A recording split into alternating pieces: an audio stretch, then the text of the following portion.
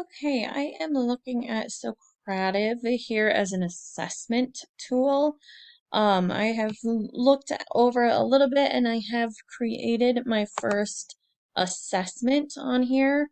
Um, I really like that you can align this quiz to a standard. So I did put in there the standard that this quiz that I created would be aligned with, um, just to kind of help keep track of things. So I do really like that. I also like that there are different types of questions that can be asked. So we have the true and false, the multiple choice, and the short answer questions. Another thing that I really liked, when I created this quiz, I was able to copy and paste the questions from a quiz that, or excuse me, from an assessment that I had already created, and then I could just copy and paste that right in here, and it created the quiz. So then I didn't have to type everything in from an assessment that I already had done. Um, so I really like this. I did notice that when I put in the answers to my questions, I tried then after I created this quiz, I went in and tried to take the quiz myself. So I'll just show you quick how I did that. So I save this, and then if I go over here and I go to take this test, oops.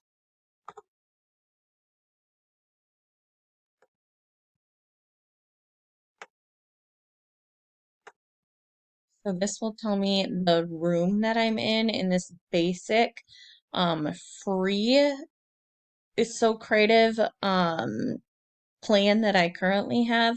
I can only have one of these. So for me as a fourth grade teacher who I always have the same class, that would be perfect.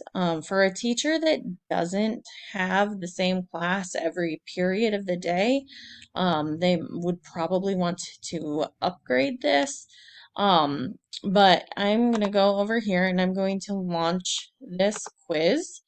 So if I click on there, and I would want to make sure that I require the names, so that I know who is taking the assessment. And then I would personally want for my students to receive the feedback as they are going. So I'm just going to launch this, and this will show me then what it would look like for my students. So if I were to click on invite students, this would pop up. I would probably just put this up like on my projector for my students to see.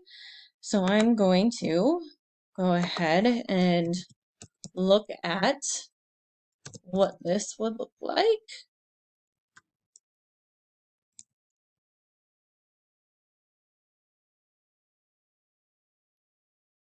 So I would either have my students type that in since they're in fourth grade. That would be pretty simple for them to do on their own Chromebooks.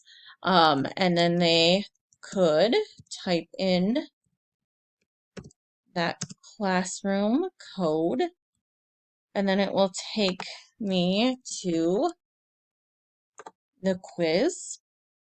So one thing that I did notice when I tried taking this quiz previously was that even if I put the right answers in here, if they weren't in the exact same order that I had put them in, it would count them wrong.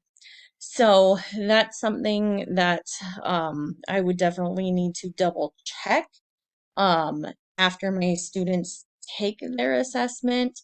So I'm just going to type these in here.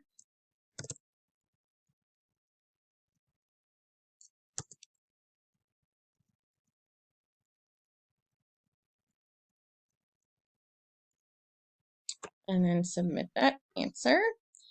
And so here it tells me that's incorrect. So when I'm thinking about my answers that I have here, so this shows me, the teacher.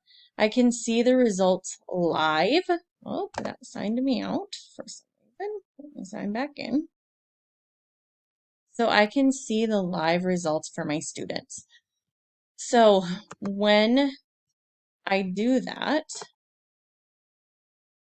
oh, now I'm not sure. Oh, there it is. Clicked on the wrong thing. There we go.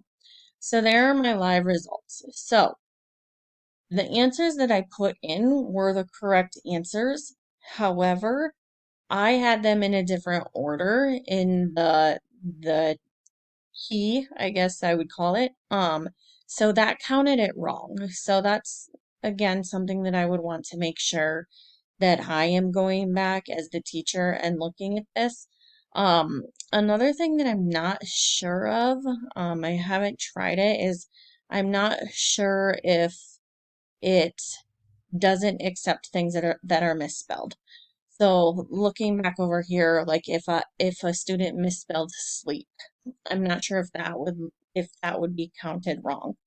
So just something that I would want to keep in the back of my head, as my students are using this to make sure that I'm going in and looking at their results, to double check to make sure that they aren't missing points for not having things in the same order that I put them in, or for that spelling. But overall, I really think that this would be something beneficial to use more for formative assessments. Um, I probably wouldn't use it a ton for summative assessments. One of the main reasons being, since my students are in fourth grade, um, I I like to use lots of different question types. So the multiple choice, true, false, short answer. We also use fill in the blanks.